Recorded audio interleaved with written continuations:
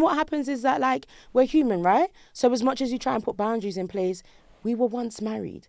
I'm inevitably, I will slip because I'm human. We were once married. There's a chance that I will sleep with you again and then wake up and feel like crap because I know, what am I doing?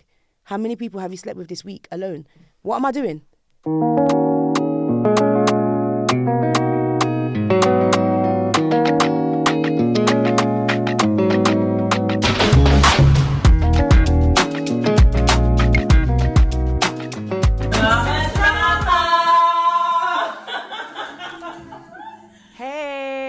We're back. I'm back with another episode of Mama Drama Pod, and it's episode 92. I am joined today by the lovely Sia. Hey girl. Hey. How you doing? Yeah, I'm good. How are you? I'm good too. I'm good. As you can see, Shells isn't with us today, so we're sending her lots of love. But we're so happy to be joined by Sia because I know Sia has good things to share. And it's going to be educational, informative, and uplifting. So, Sia, you want to give us a little bit of an intro about who you are, if you have any kids, how old they are? Yeah. Nice to meet you. So I'm Sia. I am the owner of a creative agency called The Box Management, and we specialise in creative consultancy and event management. I have 2 children. Wait, sorry. Let's one thing at a time. So the creative thing, right? Yeah. How long? Not creative thing. The creative consultancy and management service. Mm-hmm. How long you been doing that for? So September will be 2 years. Go girl. Yeah. So I've been doing events for maybe 7 years now. What kind of events? We've been like weddings, parties? No, so so I've done different things. So I've done like catwalks, fashion shows, and it was like I did a campaign around identity and beauty aesthetics and stuff like that. That was when I was on Backchat, and that did really well. Pause. We got to get yeah, that was when I was on Backchat. Okay, so what series were you on Backchat? I was on season 2 and 3. 2 and 3. And how was that experience? That was lit.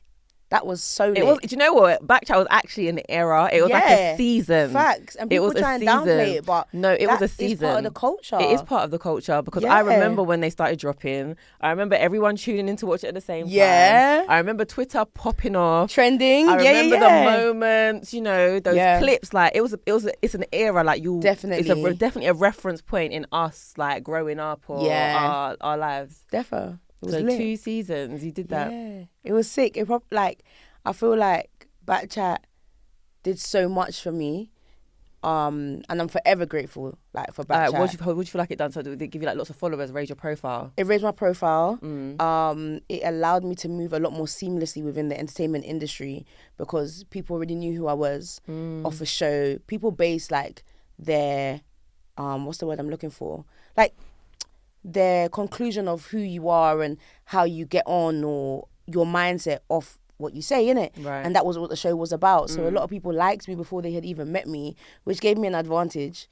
And yeah, just meeting people in the industry and just feeling like, yeah, okay, I'm doing something. Are you willing to jump on? Yeah, we rock with you. We watch you on the show, blah, blah, blah. So it really helped. And just in little things like getting opportunities to do pods and go to award shows and be in all these rooms with people who I'm like, I used to watch you, or rappers that I'm like, I listen to you. You know what? I swear, right now, you're making me want to go and pull up the episode, No, you have to. You're making me want to go. They're posting old episodes. Yeah. So definitely watch them, man. I want to rerun it and just relive that time because it was a moment, for real. It definitely was definitely.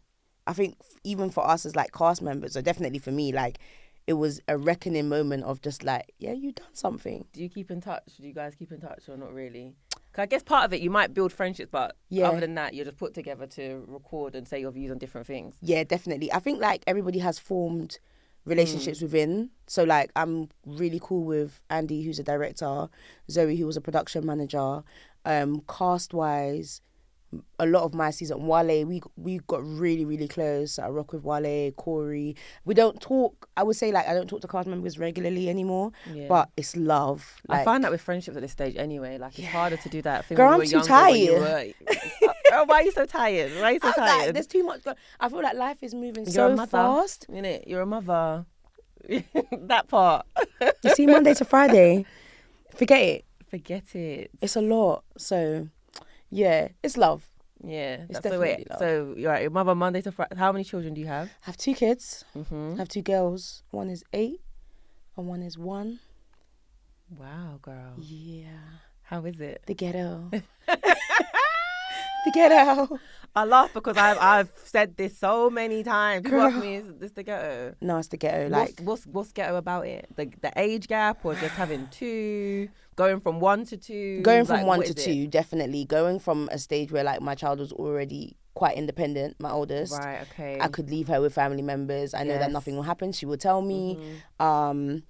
Most of the stuff she can do, she can get up, she can make herself breakfast. So like transitioning from that point all the way back to a baby who now is difficult with childcare, who needs me 24 hours. And just going back, I felt like when I had my second child, I was like, have I had a child before? Because I don't remember anything. I think the same thing. So I've got a daughter, Maya, she's now 4. And people always are, even the guys in the other recording room, are like, oh, when you go, you one and done, when you going again? And I'm just like... Or I see babes, I'm like, do I even know? Obviously, hopefully, I'm come back. But I'm just like, but I'm getting to the stage now where I'm thinking, you know what? She is 4. So if I'm worried about age gaps, am I leaving it? Did you feel like that? Because your age gap's, 7 years? Did you feel 7 is that years. big of a deal? Does it actually matter? Or like, it does, not really? man. It does. They can't do the same things. I can't take them both to soft play because the baby time and the big girl time is at 2 different times. There's just so many little things. My eldest, she needs my support with homework and stuff like that, and the youngest wants my attention. So splitting yourself between 2 kids, I'm doing it by myself, so splitting it between 2 kids is difficult. I won't lie. Like, I feel like a lot of motherhood is glamorized. It's dressing up the kids, putting them on TikTok, doing all the cute TikToks and all of that, but the real like behind the scenes stuff, it is hard. Like not even Monday to Friday, 24 hours a day, I am required to be someone's mum. And the thing is, there's no off. Even when you're off, you're not off. You ain't off. When you think you're off and them kids at school at nursery, really when off. one Even gets sick and the school's calling you, you have to drop everything. Do you get what I mean? You're not with them, you're thinking about them, exactly, preparing for them, unwinding from them. Like, there's no real off. I think, of motherhood. Definitely. And I think about this a lot. Like when people become pregnant or have kids, it's always like the excitement. Which is true. It's a new baby. It's exciting. It's cute. But no one thinks about like what's coming down the road. You know, you're talking about homework. You're talking about this. I was hearing about teenager stress just a minute ago. There is just so much to come. But it's beautiful though. No, it definitely is. It's definitely rewarding. Like as they get older, I feel like my oldest, she's quite mature. She's seen a lot. We've been through a lot together. So like I see this online. I see it. It's like a trend, or on like TikTok. They're like, that first child grows with you or something. What's that like? What's that about? It's amazing. I can't lie. Like sometimes I used to get really upset. How old were you when you had her? 21. I was just graduating. Wow. I graduated with a belly. Girl. Yeah. Wow. Literally. And then like, what did it feel like? Was it when I was walking across the stage with a belly? I don't know. At first I felt... Well done though for finishing and getting through your dissertation and girl, pregnant and everything. No, 100%. Like I felt like I owed it to myself, 100% to complete. But I feel like at that point, like I was working in a dealership. I had like my own car. You were working and studying and pregnant. Yeah, I had finished. So I should say I graduated, but you graduate in like November, but uni finishes in like May, June. Yeah. So during that time, like period of time, I got a job. I was working in a dealership, and then when I graduated, obviously my belly had gotten a bit bigger, but I felt like I was stable to some degree, like for myself. That's how I felt when I decided to have my daughter. Yeah. I was like, I've got a salary, I've got a good job. Why can't I? Why can't I right now? And then 9 months later, you're like, that didn't actually matter. That's how I felt. But I think like, it was more just scary because it was like, for my parents, I weren't married. Okay. I'm from a West African background. My mum is heavily in the faith. She's Christian. I've come from a very heavily dominant... Was the reaction like bad? Or mental. Do you know what? Mine was crazy as well. And I wasn't even Really? 21. I was 25. Really? Yeah, they're just extra. Yeah. But what was their main reason for... their reaction? I wasn't married. Okay, yeah, fair enough. Yeah, I wasn't married, and that was it. But it was just like it was not even in hindsight at the time. it was just so unnecessarily stressful. Mm. And I don't like the theatric, like pregnancy, the mum, woman, man as well. You're already going for a lot of adjusting to the news. Yeah. Why are you coming to add pepper? Yeah. No, seriously. Because realistically, it's God gonna be forbid me. I ever react to someone's pregnancy like that, because Yeah. at the end of the day, whose life is affected? Yeah. Yeah, facts. You guys can cry, struggle, but really when it comes down to it's gonna be you. It's me. Yeah, facts. So I just think if you're listening, someone around you's pregnant, you don't agree with it, you have an opinion, just hold it. Hold Be your supportive lips. if you can, innit? Or just get lost. Just, Like, yeah. no, don't make it worse. It's already It's not stressful. your cross to carry It anyway. literally isn't, and nobody feels it like how you're gonna feel it. Facts. So if you've decided to go ahead, you're gonna find out, and that's that. Yeah, that's facts. That's facts. But what an introduction, eh? Are we talking like we know each other? Yeah, that's it. So the reason why we really wanted to invite Sia to come and talk to us is because, as I said, she's got an empowering story, which I first heard at an event. It was a book launch by a lady called Sandra, who does a lot to advocate for like maternal health. And you were there, right? It was like last summer. You were on the panel. Yeah. And you shared a bit of your story. And then I think I followed your page after that event. And then recently you posted like an update on like what you've come through and how my you life feel. update. Yeah. And not to get into it too much, but as a top line, like deciding to leave a relationship and how she's come out since that. And I thought, you know what, there's a lot of women who are probably in similar situations, thinking similar thoughts, considering options. And I think it would just be great to hear your story or whatever you're willing to share, whatever you have. Girl, we're all ears. And interestingly enough, we like men listen to us as well. Like women listen, but men listen too, so they might learn something. Yeah, I like that. That's dope. Yeah, because I think that's our biggest problem right now. Really? That we're not listening to each other. Girl! We're not. We're all just reactive, but we're not actually listening. So I'm glad that men listen, because they get a perspective that they may not hear directly from someone that's close to them. I agree with you. I think the biggest problem that men and women, like this gender war thing, is that we're not here. Nah, do you know what I mean? It's not cohesive. One's here, one's there, and then you see it coming out on all these things online. Kevin Samuels with a red tip. It's just all very extreme, but we literally just need to pause and just try and understand each other. Literally. Yeah, facts. And meet on a level. Facts. So where do you want to start? Where should we take it?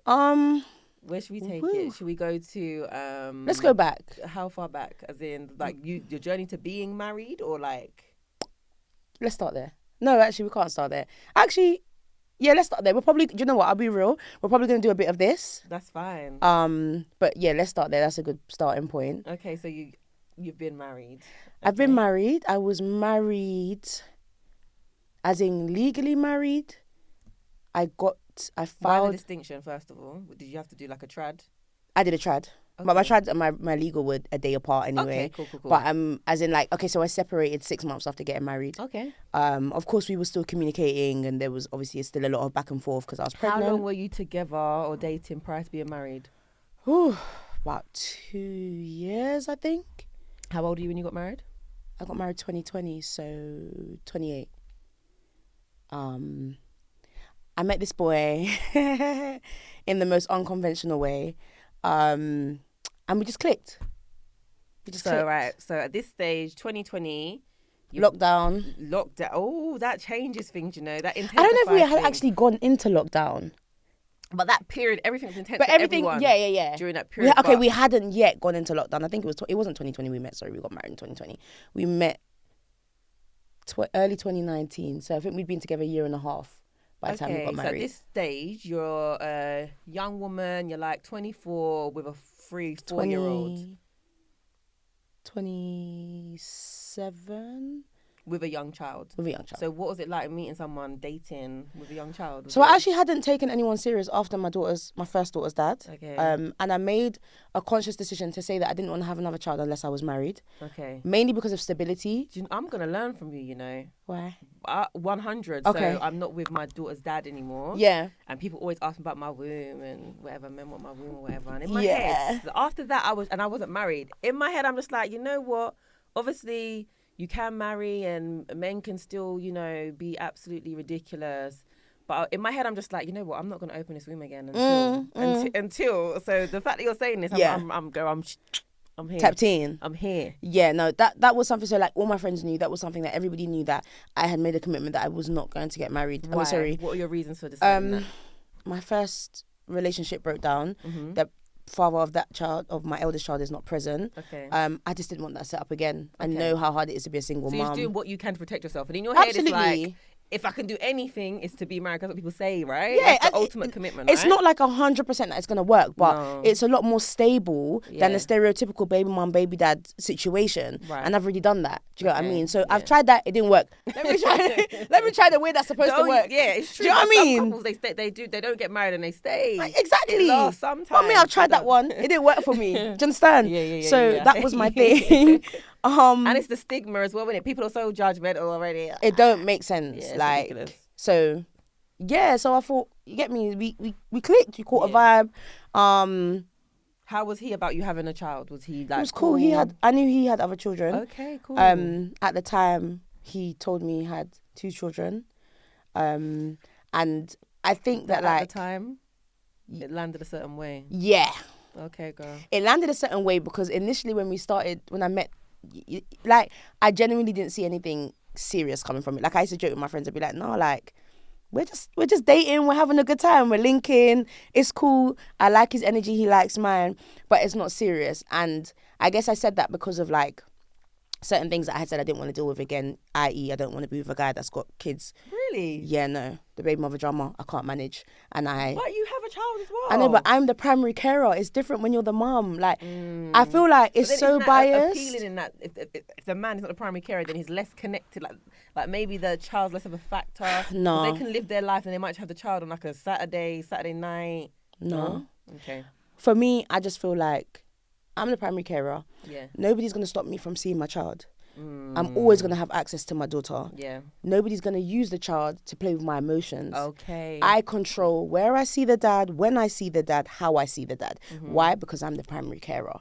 So I'm always going to be in control, and I will determine what that relationship looks like. And that's not to say, I'm going to use the child as a, do you know what I'm saying? But it's just a reality. Yeah. Like, the child lives with me. You're not at someone's whim, whereas That's a man it. can be toyed with. Do you understand? And even if you have the best co-parenting relationship, somewhat it's on the mum's terms, because if you're collecting the child, like, she's the primary carer. Yeah. And as it should be, it's going to work in a certain way. Like, I've only seen it less times than none where it works very well. I have some friends who are co-parenting. It's amazing. They cope, and it took time to get to that point. But now they're at that point. But for what I've seen and what I've experienced, I'm okay.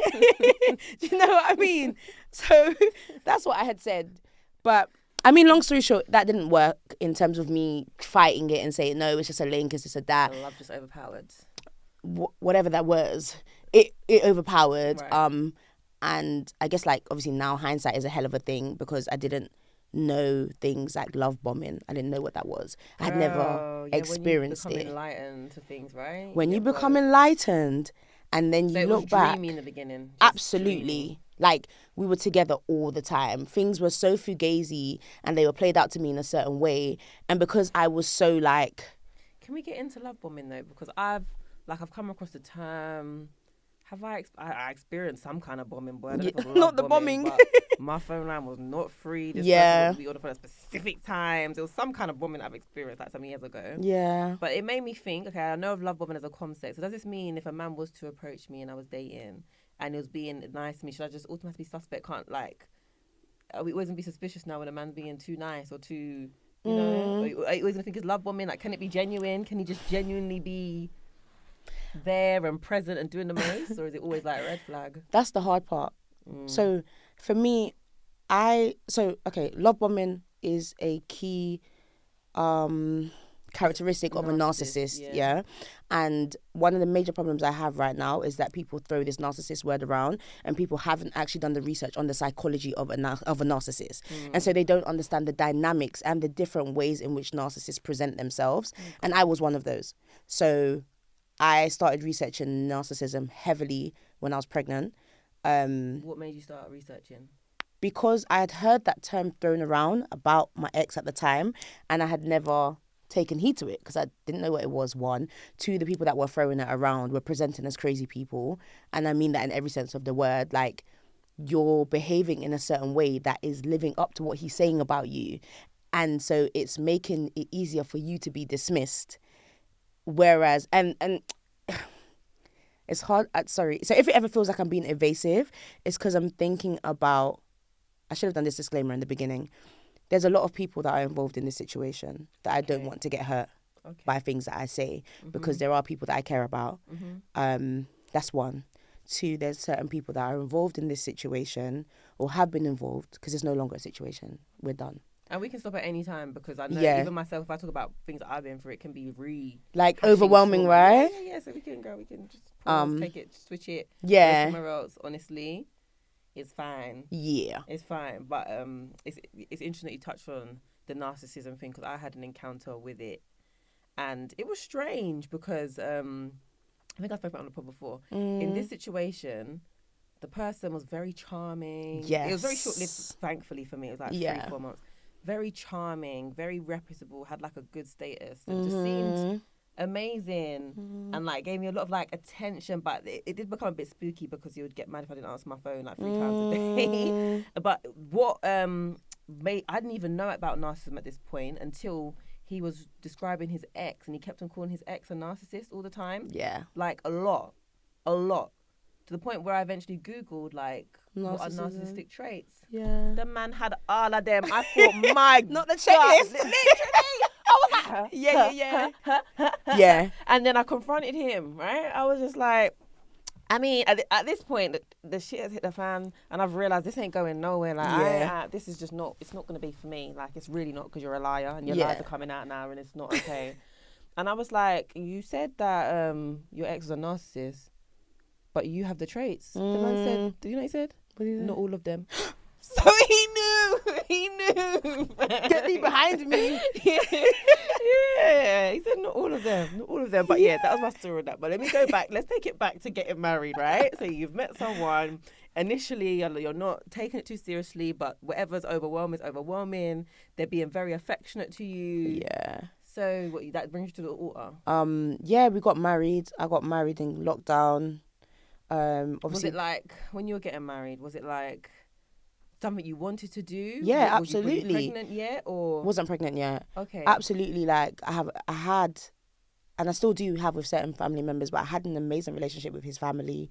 Oh, nice. He had an amazing relationship with mine. Our families gelled. He would be with my family. We would have, like, I told you today's Easter Sunday, we have an annual. I'm very close. Me and my cousins, we're not cousins, we're brothers and sisters. That's how we take up after each other. So we're with each other at least once a week. The kids, my kids, they know that those are their second mums. Do you know what I'm saying? So he was infiltrated in our family. So it was nice. It was amazing. Natural step of progression. Exactly that. And so although I think for some people it felt really quick, for us it felt, or for me at least. So you're saying it was like 2 years before you got married? Yeah, it was about 1.5 years. Yeah. So the duration of our whole thing. When you know, right? That's, well, girl, clearly I didn't. But yeah, like it felt. It's what you knew at the time. Yeah, most definitely. Like, it definitely felt natural. It felt natural. It felt like even planning the wedding, of like, there were little hiccups, but that's marriage planning anyway, wedding planning. What kind of wedding did you go for? We had first of all, we had like an estate. We rented out this estate in Chelmsford. So it was locked down. I feel like I've seen it.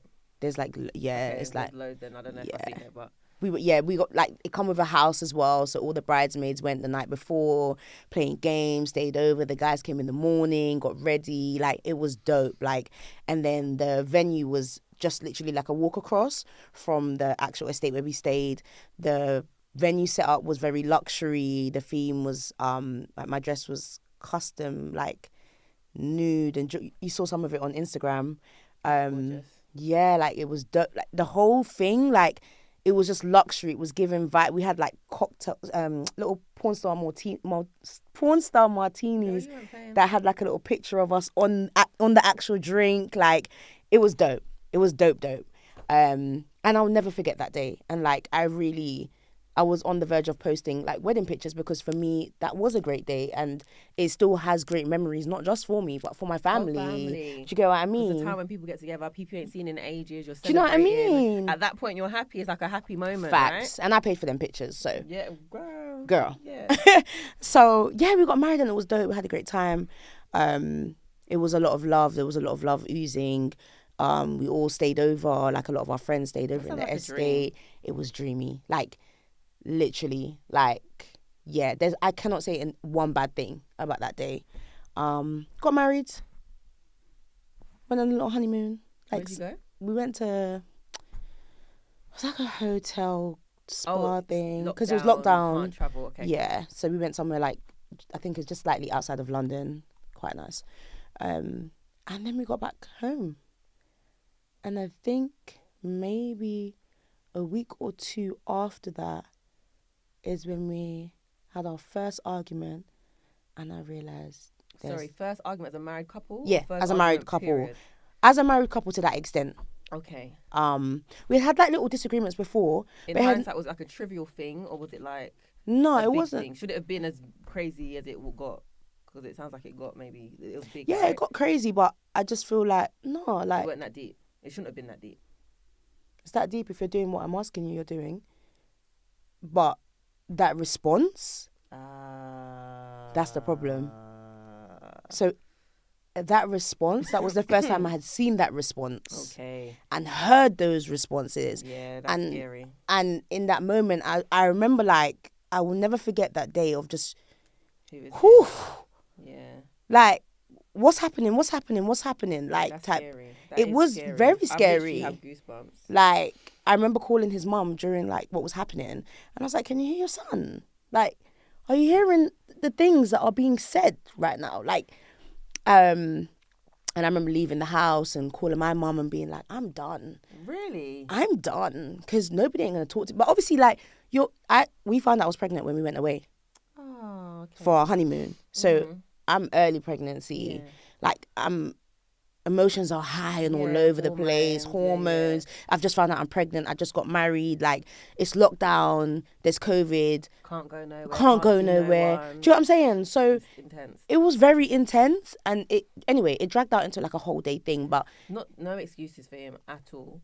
Was there anything else going on contextually that like you'd be like, oh, like sometimes people say like, oh, if the man's stressed at work or financial troubles, that's why he's lashing out like that. Of course, it doesn't make it okay at all. Yes, there was. Okay. But I didn't know about them. Okay. Oh, and that's the thing. I didn't know about it. And it was actually something that had occurred, and I'm not going to say it because it's a draw out, but it's something that had happened before we got married, and he chose not to tell me. Something that would have terminated the relationship anyway. You're a few things in, and now you're finding out the person isn't who you thought they were. Absolutely. And so I'm not also like, I'm going to say a key thing is accountability. And I think as part of my accountability, I really had to look in the mirror and say, there are certain things that at the time may not have been major red flag, but they were red flags, and I should have taken time to investigate those further for myself, not taking the word of a mom or a dad or a sister or a friend, or for myself. There were certain things that I feel like I take accountability for wholeheartedly, because what I won't do is take accountability for somebody's abuse. That's what I won't do. But what I will do is take accountability for the fact that I put myself in that position when I could have done better. There's things I could have done better. And the first thing is doing checks, doing an in-depth check, or taking some more time before getting married and saying, you know what? There's so many things I want to. I feel like I need a paper and pen. Like in my head, off my head, we're going to come back. Yeah. I want to know how you're talking. I want to know what healing you've done, because you're talking about accountability. Right? Yeah. Which is, that's one thing.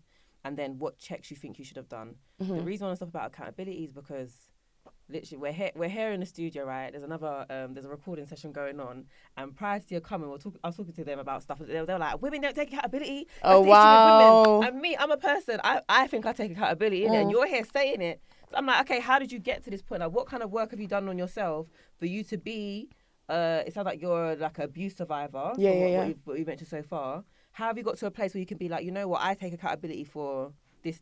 How have you got there? Is this like self-work? You seen a professional? Just Google? Like, it's a combination. I think the first part of that was like, I hit rock bottom. Like, I have never, ever been so low in my life at 5 months pregnant. Oh, girl. Never, ever. I've never looked at myself in the mirror and seen and said, like, I do not like what I'm seeing. Like, you've allowed another human being to reduce you to a piece of shit. And that's the honest truth. Because from when you're carrying life and this is happening, you have allowed, because I know the kind of person I am. Like, everybody knows themselves, innit? And I know, like, I'm outspoken, I'm bold. That is my character. Like, but through the love, and I'm guilty of this, sometimes you give grace. You allow right? yourself to give too much grace. That's it. And be minimized. Right. Yeah, girl, I've been there. Do you get what I mean? I've lived this. And you give grace. And until when you're out of it, you're like, hold on, I gave grace at the expense of myself. Facts. And I ain't never doing that again. Facts. And that is big facts. Like, so that was the first part for me, just like hitting rock bottom and knowing I will never be here again. Secondly, I went to therapy. One thing I believe is that if there's a trend in your life, whether it's only happened once before, for me, that's a trend. It's reoccurring. This is How now. was the therapy experience? Was it, so I've recently started, I'm in therapy for the second time in my life. Yeah. First time I went, it was due to experiencing significant loss in my family. I had 2 deaths in a short space of time. So like grief. It was like maybe 8 sessions. Yeah. But I'm back in therapy again now, and it's more like triggers, you know, fight or flight, relationship, healing from relationships type thing. Yeah. So how was the therapy experience for you? I did therapy when I was 5 months. Well, I started when I was 5 months pregnant. Girl, it's the fact that you were good doing this whilst pregnant. Like, I had pregnancy is such a trip. Yeah. Like. Yeah. I had to. I didn't have a choice. Like. Was it NHS? Did you have to find the therapist yourself? Actually, I got it through Housing for Women. So when you are fleeing domestic violence or domestic abuse comes in different forms. It could be psychological, it could be financial, it could be coercive control, which is actually against the law. Coercive control was actually a charge. Now, it doesn't carry... All right, what's coercive control? It's when they force you to, like, take out things in your name or... Yeah, but coercive is like... That's more financial abuse. Right, hold on, let me get up there. Help me as well. That's more financial abuse because it's more forceful. Coercive is like you're kind of being forced to do things but you're being coerced. You're being almost like, I want to use the word jinnled. Like, do you know what I'm saying? So, very much so. I want you to get the definition actually. Yeah, I'm gonna pull it. What is meant by coercive control? It's an act or a pattern of acts of assault, threat, humiliation, and intimidation or other abuse that is used to harm, punish, or frighten their victim. Yeah. So and you know what? I said I wasn't going to speak on certain things, so I'm not going to speak on certain things, but I will give context. When I had to call the police to my house and explain what was happening because I had reached a breaking point, that was what they said to me. This is coercive control and this is a charge and we're going to arrest. And based on obviously things I had explained, they obviously refer you to social services because there's children involved and you're pregnant. And that is a thing which puts women off from calling the police. And that's why I didn't call the police for the longest time. Because you're worried about your child. Because you're worried about your child. Your children, or the one that's in your stomach, the one that's here. Them being on the system, you know, it's a thing. It's very difficult and it's very scary. And I know a lot of women, like, they don't want to call the police. One, because you love the person. So it's like, and that's part of abuse. Like, it's a trauma response. I'm still protecting you, even though you're hurting me, but it's because I love you. And women don't understand that the protecting that we're doing, we're harming ourselves. It's at your expense at the end of the day. Yeah. Facts. And so, you know, like, I did that. And they referred me to Housing for Women, you get something called an IDVA, who's an independent domestic violence advisor, and they will work on your behalf in whatever that looks like. So for me, I needed to leave that property because he kept reattending the property. Sorry, I think local councils as well, they have something where, like, by law, for victims of domestic violence, they have to. They have to rehouse you within 24 hours. Get out. They literally have to. Yeah, it's not. And I know, like, I work in housing as well, so I know that the housing services are under extreme pressure. In a hospital or a unit or a shelter, something. They will move you, especially as long as there's threat of life, basically. So yeah, they moved me. They found me somewhere, got me an IDVA. My IDVA, worked on my behalf to get me therapy. Excuse me. What was therapy? Was it like enlightening? Did you go in quite aware, or is it through therapy that you realised things, or like you deeped things more? I think a combination. I think that, like, before I had started therapy, as I said, like, I was struggling from severe anxiety because of everything that was happening. So I couldn't sleep. So I was watching videos of like narcissism. I wanted to understand what was happening. Why? What's the reason? What did I do? Right. Like, what is the reason? And that was what was driving me crazy. So when I went to therapy, I kind of already understood the narcissism side. You're well back. I'm a therapist now, girl. Yeah, you know, I'm a psychologist a mile away.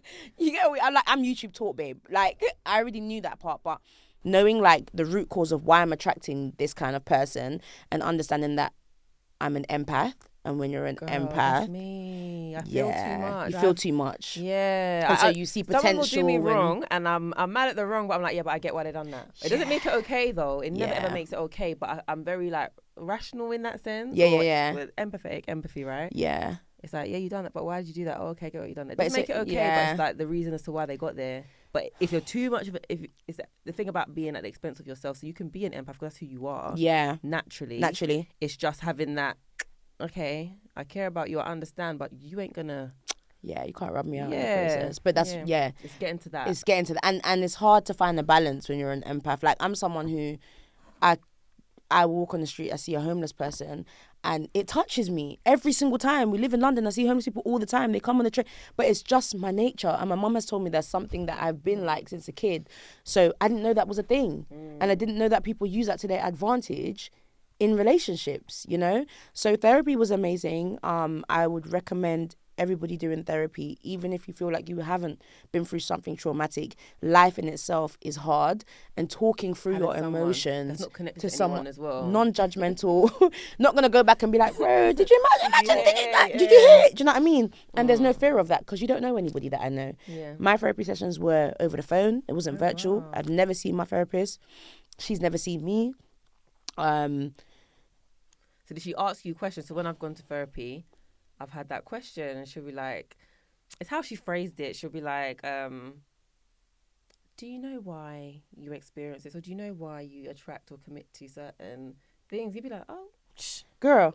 Is that what we're going to do today? Is that what we're having? And then you'll be really sad.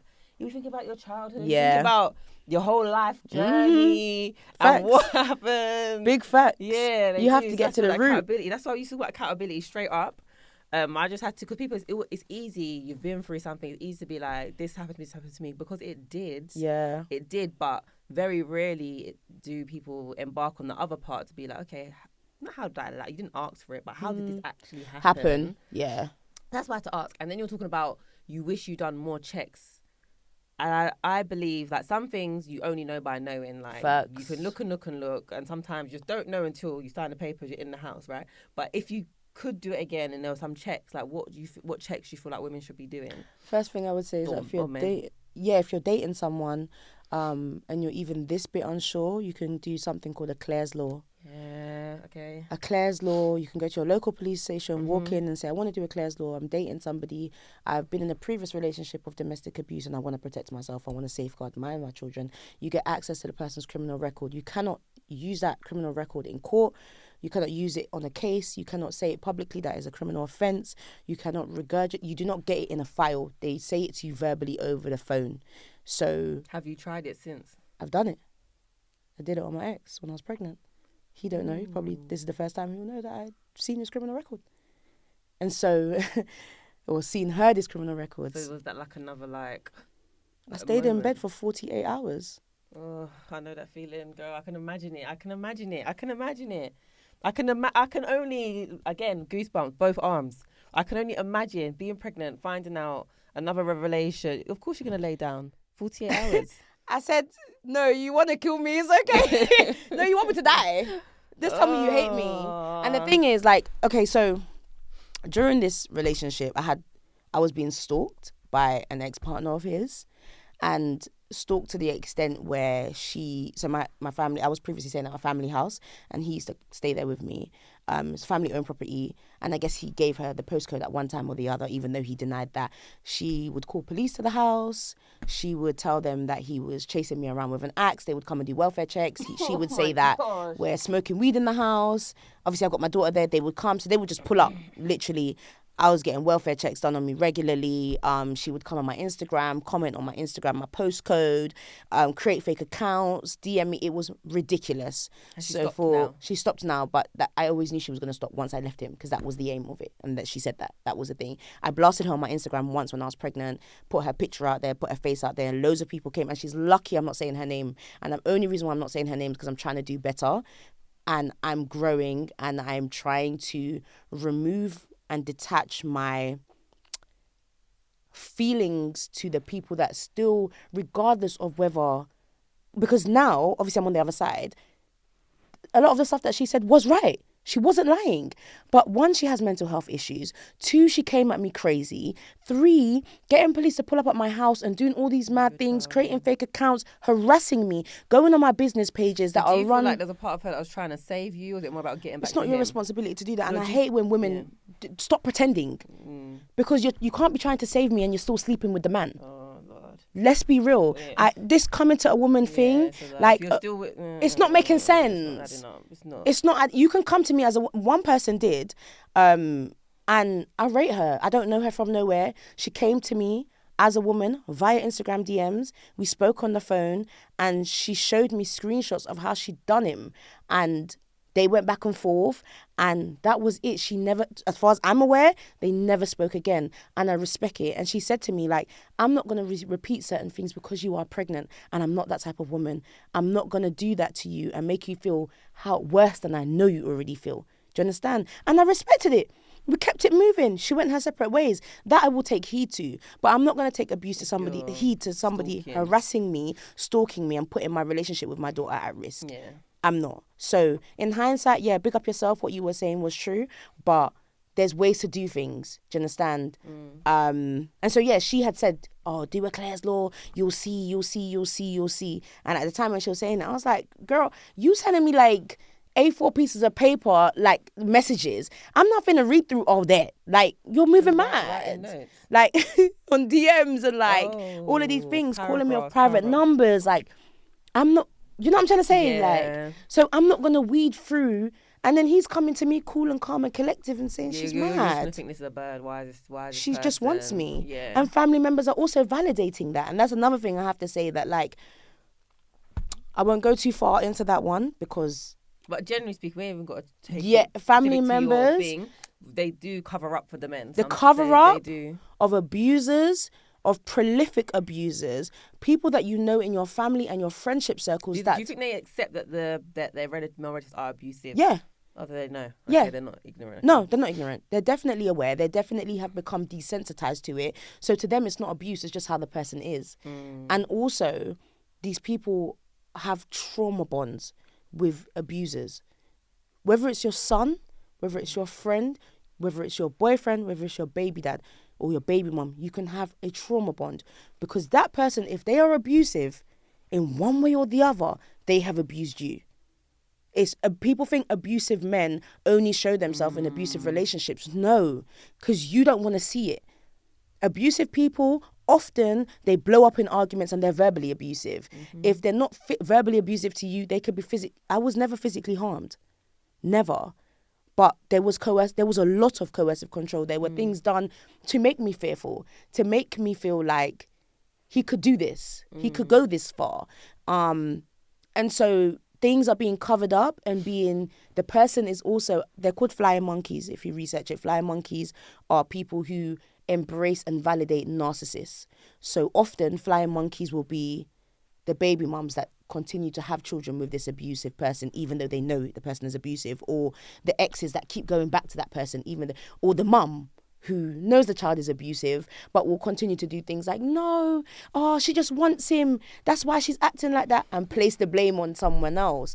Or even just the friends who are in the circle that like, this is how he always gets on, man. This is just him. This is just how he behaves. They're flying monkeys. And so when a narcissist has multiple flying monkeys, they get more and more abusive because they're... It's like you can get away with it, right? Yes. People just absolutely. turn a blind eye. Absolutely. And so for me, like, I guess where my situation is completely different is that, like, me having a profile, me having a platform was used against me. and not just by him. Like and sorry, side note, I said we're gonna do a lot of this. Side note, like he was very supportive in a period of time in our relationship. Like he was extremely supportive. He got me of my career. Absolutely. Like he got me some dope interviews when I was interviewing in the lockdown. Like he got me some great connects. He was grafting. Like we were working together seamlessly. And I genuinely feel like if we had continued that way and he had stayed committed on working on himself and getting therapy and working through his past trauma, we would be good. Like genuinely, we would have been good. But I feel like when somebody has become accustomed to a certain way of life and it is second nature for them to behave like that and they're not ready to change, all right, they never will. So at 5 months, we're hearing you had some revelations, yeah? Yes. You found out a lot. You've done Claire's Law. Ooh. Bro. At 6 months, you've decided then to go. You said you're separated after 6 months into the marriage, around 6 months. Yeah, 6 months. I mean, now, this is the reason why I say it's like this, yeah? Because one thing I do want to like also say is that just because I say we separated at a certain point, it doesn't mean we stopped communicating. It doesn't mean we stopped having sex. It doesn't mean that yes, there were points in which maybe you're hopeful, trying to like... Definitely. Like said, if you guys were so good, working together so well, he was so amazing, you're probably thinking... And that's part of narcissism. You keep seeing... Yeah, you keep seeing the good in the person, not knowing that this is an act. This is an act. If you keep looking at the good in someone, you will sit there for 10 years holding on to the oh, well, he did this for me in June 2021. He's going to do it again. It's an act. But also you've got the added complication or factor of growing his child in your stomach. There you go. You know? So... There you go. And that's just the honest truth. Like, there is a lot of back and forth. I mean, there was no contact until I gave birth. From that 5-6 month period till I gave birth, there was no communication. He didn't know where I was. We didn't communicate. How did you do that? How did you go from marrying someone, it being dreamy, finding out like a madness, and then just cutting? Like, how? Was that through the help of the domestic violence people? No. Like, how did you? No. How did you do it? That takes a certain level of strength as well, right? It does, especially because you were pregnant. Yeah, facts. Like, if you weren't pregnant, fair enough. It's easy to get up and go. But you just got married. It's amazing, and you're pregnant. How did you get up and go? When I was watching the videos on narcissism, what I kept Googling is, how do you get away from a narcissistic person? And every single video would say you have to go cold turkey. There is no middle ground with a narcissist. You either completely block them out, or you're going to keep the door in your open. Brain again, just try it. Yep, and you're going to keep going on the spiral like that. That is what happens. And I watched enough of them, and I got to a point, I guess, on the day when I completely made that decision. Something obviously happened, tipped me over the edge. But at that point, I was like, one, fearful. Secondly, I was already having complications in the pregnancy. Do you think of that stress related? Defo stress related. Defo, like, obviously. How was your birth in the end and delivery? I had not emergency. I had a planned C-section because I went to my midwife appointment and she was like, "You look like a zombie. What's going on?" And obviously she gets the reports from like social services, the police, blah blah blah. Everything flags up. And she was just like, I said, I don't want to be pregnant anymore. I don't want to carry life anymore. I don't want to be responsible for a baby because I cannot manage. Everybody keeps telling me my emotions are affecting the baby, but I cannot control my emotions right now. I'm done. There was a point in my pregnancy I didn't want to live. I genuinely didn't want to live. It was too much. And like, I remember like saying it to my mum on the phone one day. Like, I phoned my mum and I was just crying on the phone, and I was just like, how were your family? They didn't know straight away. Okay, because that's another thing. You're not going to want to taint the image straight away, right? I didn't say anything for months. I didn't say anything to my cousins. And like I said, we're all tight. So how did you get to a point of finally being able to share? Is that once you decided you were out, you could share, or just when it got too much, maybe? Yeah, it got to a point. Because they would see me and they were like, "You look drained, what's wrong?" And I would just cover it up like, "No, just a pregnancy, blah, blah, blah." But it got to a point where it's like, these are my sisters. Gassing you've been married. Oh, you don't look so good together. Oh man, these times you're screaming inside. Thinking, I will just, you know what I'm saying? Like, you don't actually know. You know what I'm saying? Like, and I got to a point, I was just like, these are my sisters. And I remember just one day going to my cousin's house. My other cousin was there. I'm just saying, this is what's going on. Showing them pictures. They were crying. My sisters were on the floor crying.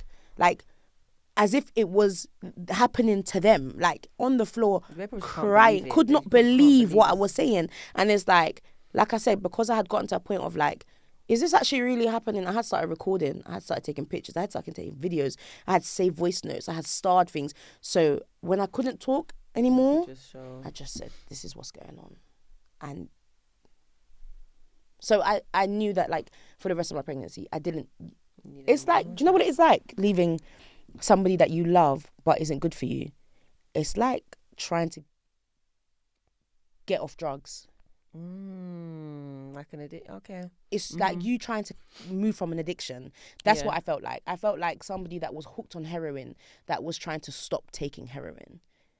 And that was a daily fight of trying to stop myself from going back to go and inject myself with heroin. That's what it felt like. And because when you went back, it make you feel good for a time. Make you feel good for a time. It will make you feel very good because especially the love bomb in the child, like the queen. Do you know what I'm saying? But it's only a while it's before short-lived.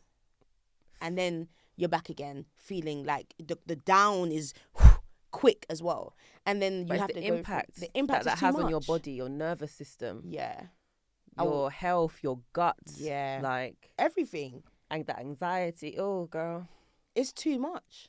So I did that. And I just thought, whatever, got pregnant. I mean, gave birth. My friend was my birthing partner. Told her when I gave birth, she was like, "Can I shout him?" I said, "Yeah, this is a safe place." Like, so when you went cold turkey, what was he still trying to get hold of you or trying to turn up, or was it okay? Did he just like? I mean, no, kind of. Girl, no. I mean, yeah, it was mad. Like, it was mad. Okay, so it wasn't easy. Yeah, it was mad. He weren't like. So how have you gone? Yeah. So you've left now. All right, you've had the baby. How have you approached? What's the relationship like between father and baby? He came as soon as he heard I gave birth. He came. Big up him. He left where he was and came. Stayed. I had a C-section, obviously, so I was not mobile in any way. But was it okay for you to be? Are you okay to be around him? Like it was weird. It was a weird feeling because I hadn't seen him in months. So it was like, I've missed you. Like, oh my God, like I missed you. And then feelings try and start coming back. But then when they try and come back, you're trying to grab yourself to remember. No, because just a month ago, you did this. And it's not just about me. I have another child. So these things have traumatized my child. So it's like every time I would find myself slipping, I would have to like, it's just mentally, it's too much going through your mind. You've just given birth. And at the same time, what the hardest thing is that I have one child that's biologically not yours and one child that is. And wanting to maintain a relationship with the biological child, but also not wanting you to re-traumatize my other child, was hard. As I said, like, came, whatever, was with the child. For me, it was the first couple like days, it was very static. There was no real communication. It was more just, you've come, spend time with your baby, skin on skin. The least for you, like the least. You know what I'm saying? Yeah. And just let's keep it pushing from there. And then I guess after maybe like the second night or whatever, we had a conversation and I said, yeah, I'm going to file. This is how I feel. So, 1 second. Blaze, I'm pouring a drink. Sorry. Oh, are they listening? No. For when he edits. Okay. To edit it out, I should have tipped it first. I didn't want to do it when you're talking. What's that? Did I give you one? It's a passion fruit martini. It does not taste like a good passion fruit martini. Okay, I'm just gonna. It's a passion fruit martini. All right, you ready? Yeah. Okay. So you filed for divorce. What was that? Getting to that decision like? So when I even said it that day, like I knew I wanted to, but but you say you knew you wanted to. Like, was it just easy, straight? I want a divorce, or will he go to therapy? Like, can we work through this? Because the vows, right? Yeah, you for better for worse. Elders in your family, I might be telling you this is your husband. Do you know what I mean? People to be fair, Do you know what I mean? Were those things stopping you from wanting to file, or was it just easy? Like, no, like I feel like like I said, I've grown up in the church. Like my mum, all my mum's sisters bar one are pastors' wives. So I've grown up in ministry. Like there's nothing you could tell me. That's why like people try to preach at me and stuff in the street, or you come to my church. There's nothing you could tell me about ministry. Or my mum till now is a Bible, like, do you understand? Inside out, so you know. So I know about ministry, and I know about vows, and I know the importance of marriage, which is why I didn't want to take it for a joke, do you understand? And I also know the repercussions of divorce. My parents got divorced. I didn't want to carry that on. But what I also know is that marriage takes two people. Right. It's a two-person thing. I see people talking online all the time. Oh, this generation, they just want to get divorced. They don't want to, like, hang in there. A lot of women have hung in there to their demise. Yeah, but there's hanging in there and there's being abused. And there's being abused. Where are we going to draw the line? You know? Yeah, do you know what I mean? Like, you can't expect someone to get in the ring and fight by themselves. It doesn't make sense. So, of course, I said that night on the hospital bed, like, I want to file, but I hadn't completely made up my mind. I mean, he was like, yo, like, I guess, like, it was very overwhelming for both of us, granted. He felt very ashamed of the things he had done during the pregnancy because the baby's here now. Sometimes I feel like for men, you don't feel like this thing is real until you see the baby in flesh. And you don't understand when the woman's telling you, I've got life inside of me. It's not a joke. And what you're doing is impacting. What you're doing is impact, because I kept saying it. It's not just the big things. Men don't understand, because I know a lot of men, and I know of a lot of men who have slept around when their baby mums are pregnant and they're sleeping with their baby mum. And you don't understand that if you contract something, your baby can be blind. Your baby can be blind. Yes, very selfish. Do you understand? You got two girls pregnant at the same time, which means that they were sleeping together. All of you are sleeping together, and you have no concern for that child that is coming, the innocent child that is being brought into the world. You feel me? If women are in abusive relationships, sometimes they will go back. Yeah. 10 times over, 15 times over. So, what's tricky with that? Like, I understand why it happened again. Right? I understand why it happens, and you sometimes get the people on the outside, like, who are supportive, getting tired of it, right? Yeah. But sometimes that's when you need to stay. I know you might be tired of hearing or you're tired of advising, but sometimes it's good to just stay, as much as you're frustrated or tired, just be present. Stay tapped in, because when you leave, if you know they're vulnerable, at risk, and you leave them, it could just become... It gets worse. Yeah, obviously it's not your duty to save a friend who's going through it, but just because you're tired of hearing it, just have some compassion type of things, and do what you can to help them, because they still need... an outlet or someone to talk to. Facts. One of my friends is a psychologist, and she helped me a lot. Like, my best friend is a psychologist, and one of the things that she did to help me was that she used to always say to me, like, I'm here, you can vent, but I'm never going to tell you to leave your husband, because you know what, you will leave when you're ready. And that's what people need to understand. It's not when you tell someone, it's not like, well, can you see what they're doing? Yeah. No, and I've got to a point of people as well, and advice, I'm just like, look, you're going to do what you want to do at the end of the day. And that's facts.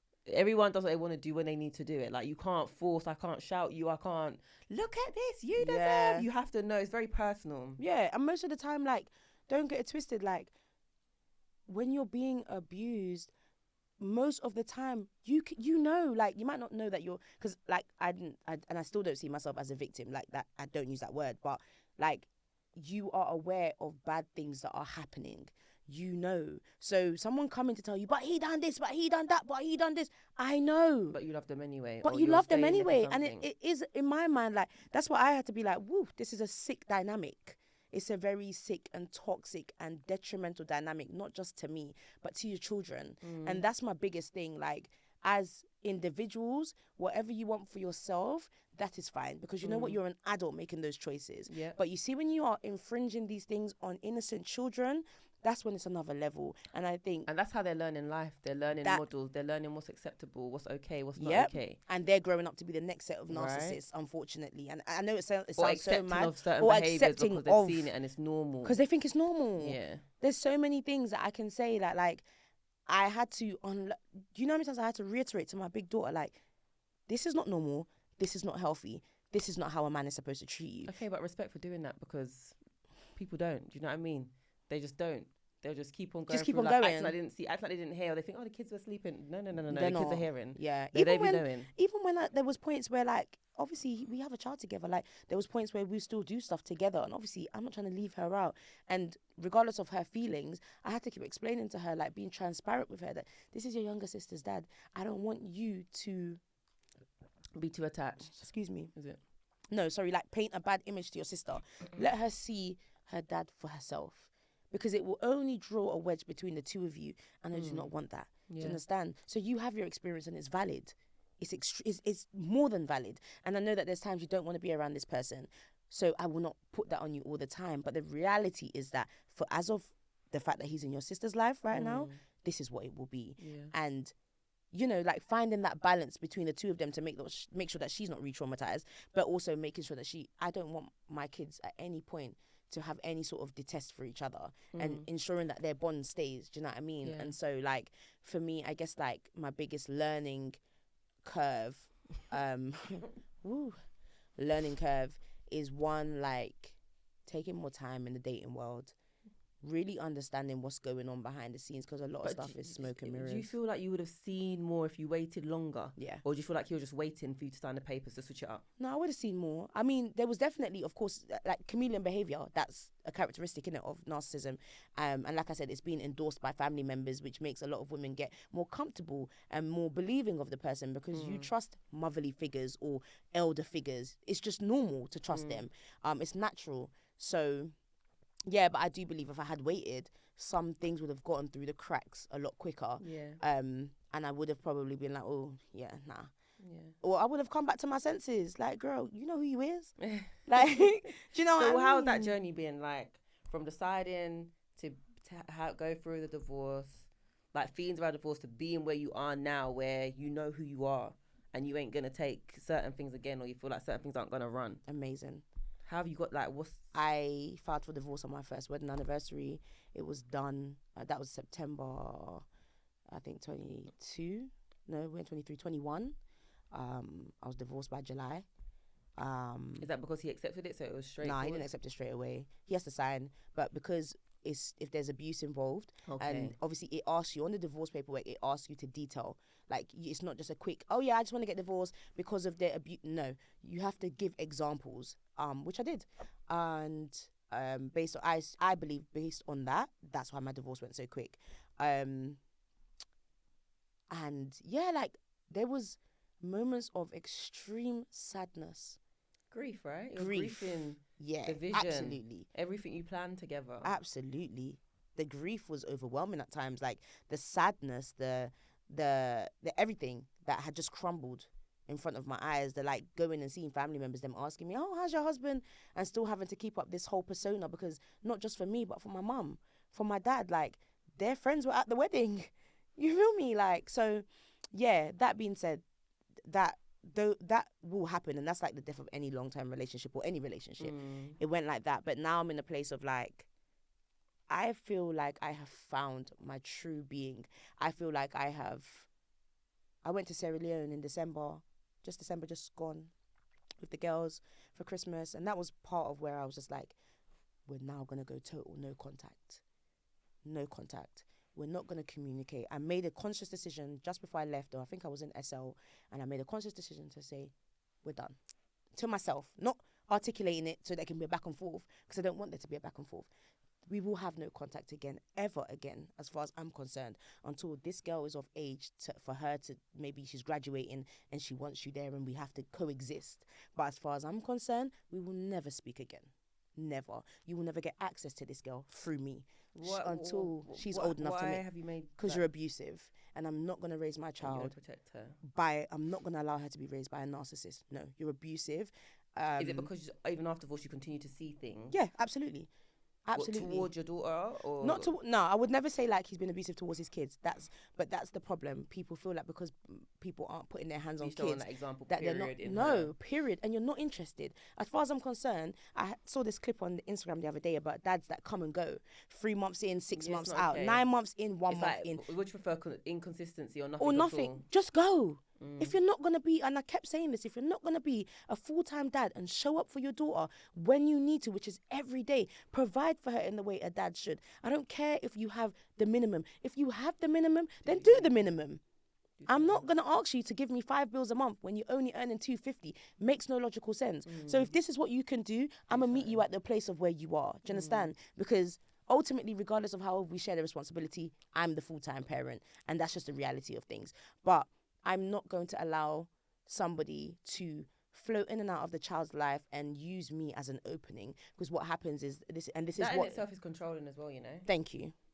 And this is exactly what happens. Get to you whilst not with you. Absolutely. Right? There's access. And what happens is that, like, we're human, right? So as much as you try and put boundaries in place, we were once married. Inevitably, I will slip because I'm human. We were once married. There's a chance that I will sleep with you again and then wake up and feel like crap because I know, what am I doing? How many people have you slept with this week alone? What am I doing? Do you know what I'm saying? And so since this decision you've made, how do you feel? Absolutely great. Like less stress, no you're stress. More in control of your. I'm in control of my health. I'm in control of our schedules. I'm in control of us, and I don't even like the word "in control" because it sounds crazy, but no, it doesn't sound crazy. It just sounds strong. Yeah. But I am no aware. One can interfere. No one can mess up your equilibrium. No one can self-aware. throw it off. Yeah, man. You're centered. I'm definitely centered, and I think that for the girls, like, I'll never badmouth. Like, never. That's not my place. That's not my place to do that. I don't need to do that. As a mum as well, innit? You're just happier mum because you can do what you're doing without interference. Being thrown off. And the interference is not. I'm more than willing to have a dad that is willing to be a dad. Why not, my dear? Please come and do school run. No, come and take them. In fact, come and do if you want 2 weeks of the month, take the child. I will be happy. You think it's easy? I'm a business owner. I'm a sole income in my household. Yeah, I look after the kids. I do swimming. I do every school run. It's a lot. It is a lot. Tiring. So if you look, like, I hear people saying all the time, bedtime, you just want to lay down. What? That's when it gets to after my daughter's gone bed. That's when I'm like, let me catch up on my WhatsApps. Even then, my brain's fried. Listen, like, let me put on a show. I'm falling asleep. The show's watching me. It's mad. It is absolutely mad. My kids go to sleep and I'm working on the business. I'm responding to client emails. Clients are paying for a service. So, I have to, you know what I'm saying? Basically, the presence would be helpful. So you're not doing it to be spiteful. But absolutely not. Absolutely not. Just not to be spiteful, it's that protection. I've spited myself. I robbed myself. That's what I did. By allowing you to even be in this girl's life, I robbed myself. I allowed somebody who abused me during my pregnancy to come into that room when I was at my most vulnerable. I couldn't even sit up. Why? Because I wanted you to bond with your child. So if at any point it's spun that I'm being spiteful, it makes no logical sense. On the back burner. Do you understand? I put my feelings, and I have to keep saying, if I keep putting my feelings on the back burner, the only people that will suffer are these kids. Because these feelings will resurface. Yeah. Do you know what I'm saying? And you're the primary carer, you need to be good for them. And that's that. So I just hope that, like, I guess for me, like, obviously saying stuff outside and putting it on a public platform is one, I'm not trying to, if I wanted to, because you haven't bashed. I don't feel like you've bashed. At all. You haven't gone into explicit detail. It's just, from what I get, it's like, you know, I've been through stuff and this is how I got through it. Or this is how I chose me. That's it. And that's life. Like, I feel like as women, we're so hard on ourselves. Oh my God, this relationship failed. I'm never going to be with another man. I don't want. It's okay. It's okay. It's actually okay. It's okay to get married and get divorced if that is the way that life has taken you. What is the most important thing is about how you get back up. It's about how you rebuild. It's about how you now re-emerge from that sadness. What have you done to help you rebuild and get up? I have spent time with myself. Which is real good, you know. Yeah. Even like self-dates. I'll take myself on dates. Girl. Yeah. If you catch me in Nando's by myself, just know that it's I'll my go, self-care time. You know? Date myself, man. I got back into the things that make me who I am. Things that I put on hold. Things that, like, I put my creative stuff on a back burner, and that is what fulfills me. I got back into it. My business really kept me alive because keeping busy, that's what it does. It just keeps you going. Yeah, like, and the bigger picture, like, for me, therapy as well. I'll always big up therapy. Are you still in it, or have you finished? I'm not. I finished, but I'm going back. Okay. I'm definitely going back. Just because I feel like life is still like that. Like, and it's always going to be like this. Absolutely. Literally. And leaving an abusive situation, or not even just a bad situation, you only really know the effects of it. I'm going to say relationship. You only really know the extent of damage that's been caused when you meet someone new. Oh my girl. That's when you know. Girl, because do you know what? There's only so much healing you can do on your own. And you can do it all and feel like, you know what? Yeah, I'm straight. I'm good. Get a situation now. Yep. Something happened. And you're triggered. You didn't even know you were triggered. Yeah. You're like, hold up. The trust. Literally. Like, not trusting. There's Everything so is a much red healing. flag. There's only so much you can do on your own. It's important to do it on your own. It is important. But some of it only comes from when somebody else is in the picture. Facts. Pray for this, a healthy somebody. But that's when, because I see relationships now, anything, friendships, anyone in close proximity to you, it's like a mirror being held up of yourself. Facts. Where you can see where your flaws are, where your strengths are. And that's why couples get into it, because I'm living with you now and I'm like, what are your dirty boxers doing? It's like a mirror. It's like, hello. Mirror. Yeah, literally. That's crazy. What it's like. Yeah, for real. It's definitely that. It's definitely yeah, I don't know. Like I feel like I got to a place. I'm 30 now. I turned 30 in August. Girl, me too. Yeah, and it was like, do you know what? I took 30 by the bull's horns, and I just said, embrace it, man. Don't be sad about it. Embrace absolutely, it. Absolutely. Like, this is an opportunity for me to start fresh. This is a new century. Yes. This is a new decade, whatever the times is. I don't even know. New century, new decade. Here. But I'm here, and this is, you're older, I'm you're starting afresh. I'm actually starting afresh. And so I've got rid of those. In the Bible, it says something like the old things have passed away. Yes. And that's what I chose for myself. Old things have passed away. Bad relationships, this, that. You got 2 kids, 2 different baby dads. You got this, whatever the hell they've used to shame me. Old things have passed away, and I'm choosing me and gonna move forward choosing me, doing better, making sure that I take accountability, making sure that I don't just go with emotion anymore. I go with logic and emotion because it's needed, balance. And making sure that I use what happened to me and what, the situations that I found myself in to empower other women to know that you can leave and you'll be okay. Trust me, you'll be fine. It won't be easy because that journey, I'm telling you, single parenting, like, it's not easy. Like, I probably break down once a month at least. Do you know what I'm saying? Because it's not easy. And I've got an amazing support system. If not for them, I would be in a mental institution or dead. That is fact, 100% fact. If not for my sisters, my brothers, my mum, who is African, who's in the church, but said to me, baby girl, it's okay to get divorced. Let's get this shit on the roads because you deserve better. Do you know what I'm saying? And just using that to just empower other women. I just want women to be empowered and know that, like, I'm not here saying, we can't be without a man, because I believe we both need each other. But 100%. This is where I'm at. I'm like, men, women, we need each other. And it is nice to do things, through thick and thin, ups and downs. But ladies, it's okay. Or men, there's a limit. Like, you cannot. Don't come and kill yourself, man.